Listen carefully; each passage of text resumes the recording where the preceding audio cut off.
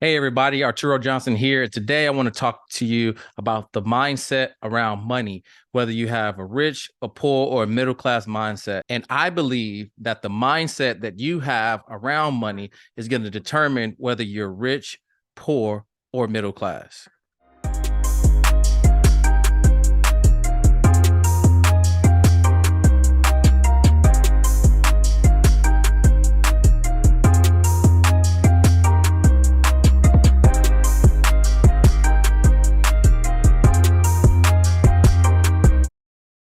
And so, how rich people think about money is the topic of this training. And I want to talk to you about money mindset. In this video, I'm going to share with you the mindset of the rich, middle class, and the poor around money. And the mindset around money is going to determine whether you're going to be rich, poor, or middle class. And so, most people think that the difference between rich, poor, and middle class is how much money you have. But I believe how much money someone has more to do with the mindset of the person, whether it's a rich mindset, a poor mindset, or a middle class mindset. And once I discovered this is when everything changed and my entire life changed. And I went on to make my first $1 million. And so here is the wealth quadrant here. And you can see two happy faces and two not so happy faces.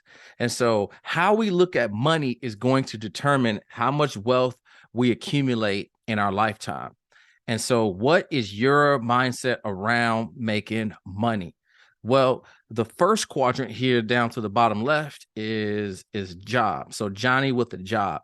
And Johnny's belief around money, his money mindset is that he trades a lot of his time for a little bit of money. So he believes that in order for him to make money, he has to trade his time for money. And the reason people believe this is because you have been told your entire life that time is money. And the truth is that time is way more valuable than money. Because if I was to say to you, and I'm going to write you a check for $1 million, raise your hand if you take that all day, because I would, right? But if there was a stipulation and I said that I would give you $1 million in exchange for that, you would have to end your life today. Nobody would take that deal. And the reason why is because we all know that no amount of money today is worth the potential of losing all of tomorrow. Again, I want to say that one more time. Is because we all know that no amount of money today, no amount of money that somebody can give us is worth giving up the potential of losing all tomorrow. Let's say you had to get a cure for a deadly illness and it was $1 million. You would do it in a second without question. And so what that goes to show you is that your spirit knows that there is no amount of money that is worth your time, right? So we would not exchange $1 million to end our lives today that we would have no tomorrow, but we would happily exchange $1 million for our time and a treatment today to extend our life to have potentially a tomorrow. And so that is the understanding that you have to understand when you're working through the wealth quadrant. And so the next thing is somebody who decides that they want to start a service-based business. And this is nothing more than a glorified job. And so it's now just a high-paying job.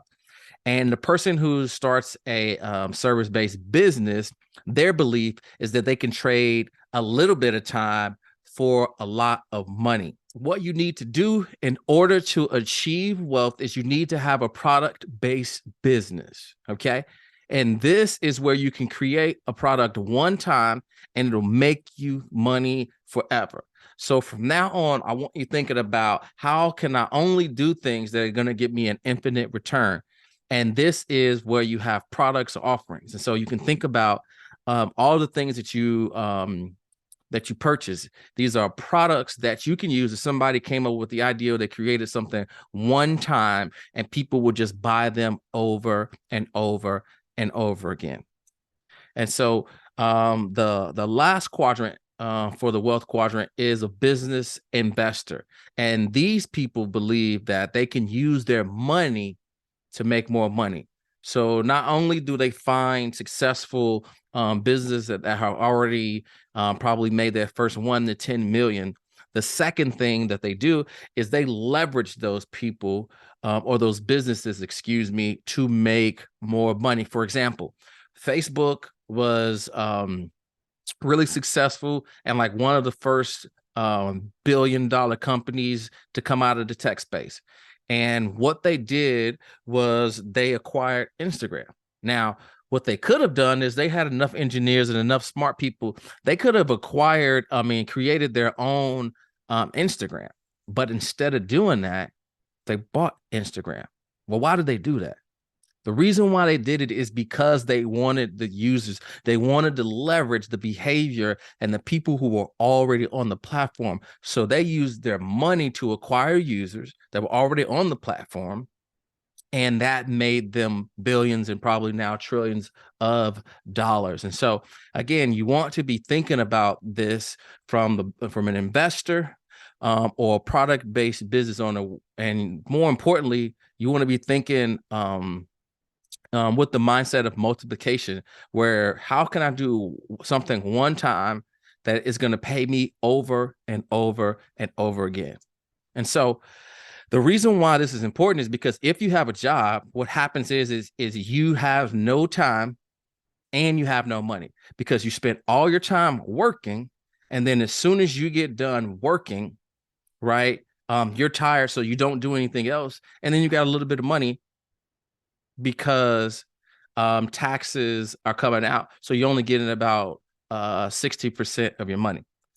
Then the next thing that's a problem is the service-based business. And the reason why this is the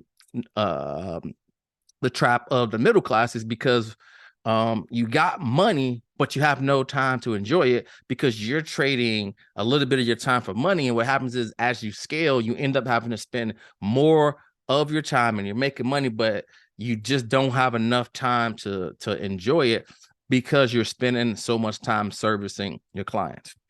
And so what we want to do is we want to live in the top part of the wealth quadrant, which is you want to spend all of your time and all of your money enjoying life, right? And there's a saying that I say is don't create your life around your business, create your business around your life. And this is what you can do when you think in multiples like this. And with the business investors that you have so much money, you're trying to figure out other things that you can do with your money to enjoy your life. And so the poor people, they have this poor mindset of the purpose of money. And what poor people believe is that money is only designed to pay bills and to buy stuff. So they work, they get money, and then they take it, they pay their bills and whatever's left over so they can feel good, they use it to buy stuff. Right. So if you think this is the only purpose for money, you will always be poor because this is the mindset of poverty. Again, I want to say this again. This is the mindset of poverty. So middle class, they believe that you want to have good credit to pay your bills on time, and then they want to buy stuff that they can't afford. So they say there's a trap of the middle class is you get good credit, right? And you try to have zero debt. And again, I'm not sure if that's actually a win, right? Because it's still a race to zero. And so it's not a loss, but it's not technically a win either, just to be at zero. And what they want to do is they want to be able to use leverage so that they can get things that they can't afford. And that trap is a car, right? You get a car, you have it for 5 years, you finance it, you pay it off, and then guess what happens?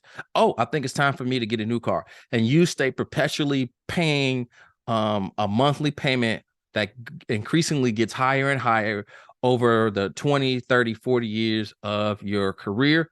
And that is the purpose of money for the middle class. And that's why they always stay there. And so the purpose of money for the mindset of the rich is they believe that they can use their money to make more money. So whenever you're doing anything, it's like, how can this make me more money? How can I use the money that I have right now to make me more money? And also, the rich people think the purpose of money is how can I multiply my money? How can I take $1 and turn it into two, three, four, five, even $10? And so poor people and middle-class people use money to buy liabilities. And again, a liability is something that takes money out of your pocket. And rich people use money to buy assets. And what do we know about assets?